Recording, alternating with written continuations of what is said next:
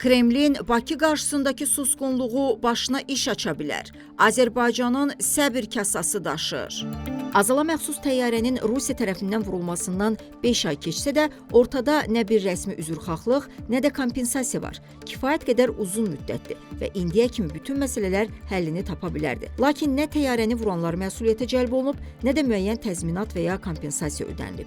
Bu müddət ərzində şimal qonşumuz nəinki özünün məsuliyyətini dərk edib, hətta üzərinə düşən öhdəlikləri icra eləməkdən də yayınıb. Hadisə ilə bağlı aparılan istintaq haqqında konkret heç bir məlumat açıqlanmır. Qəsdən bürokratik vasitələrlə istintaqın aparılması əngəllənir.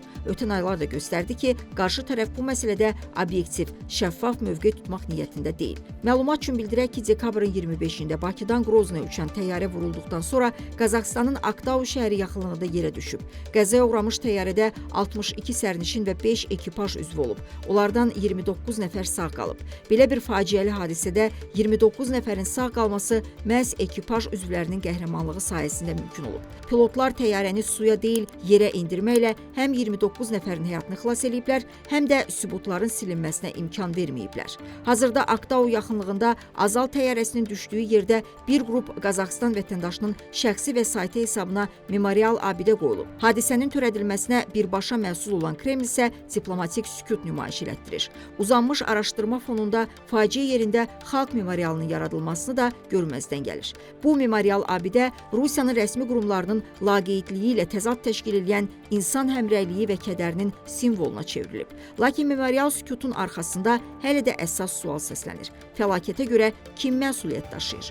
Rusiya tərəfinin indiyə kimi nə bir sözü, nə də üzrü, nə də cavabı var ortada. Yalnız bir dəfə Vladimir Putinin mətbuat katibi Dmitri Peskov açıqlama verib və hər kəsə araşdırmanın ilk nəticələrini gözləməyi tövsiyə eləyib. Bəs Rusiyanın hədəfi nədir? Şübhəsiz ki, proses unudulana qədər vaxt uzatmaq. Lakin anlamırlar ki, bu baş verməyəcək. Azərbaycan dəfələrlə bəyan edib ki, hadisənin günahkarları məsuliyyətə cəlb olunmalıdır. Baş verənləri unutmamaqla yanaşı, bağışlamaq fikrində də deyil. Bunu Prezident İlham Əliyev də ilk günlərdən sərt, prinsipial mövqeyi ilə dəfələrlə aydın şəkildə izah elədi. Dövlət başçısı bir neçə dəfə vurğulayıb ki, Azərbaycan ədalətə, şəffaflığa və beynəlxalq əməkdaşlığa yönəlmiş dövlətdir. Buna görə də Azərbaycan Rusiyadan Azal reysi ilə bağlı nə baş verdiyini izah eləməsini gözləyir. Azərbaycan ilk gündən bəyan elədi ki, məsələnin beynəlxalq instansiyalara çıxarılmasına qarşı da deyil. Necə ki, Niderlandın müraciəti əsasında Beynəlxalq Mülki Aviasiya Təşkilatının şurası rəsmi olaraq Rusiyanın 2014-cü ildə Ukraynanın Donbas bölgəsi üzərində baş verən MH17 reysi qəzasında məsuliyyət daşıdığını tanıyıb. ICAO şurasının qənaətincə Rusiya öz hərəkətləri ilə beynəlxalq mülki aviasiya haqqında Chicago konvensiyasını, xüsusilə də uçuş zamanı mülki hava gəmilərinə qarşı silah tətbiqini qadağan edən müddəanı pozub. Yaxınlarda da Rusiyanın zərəri necə ödəməli olduğu məsələsi nəzərdən keçiriləcək.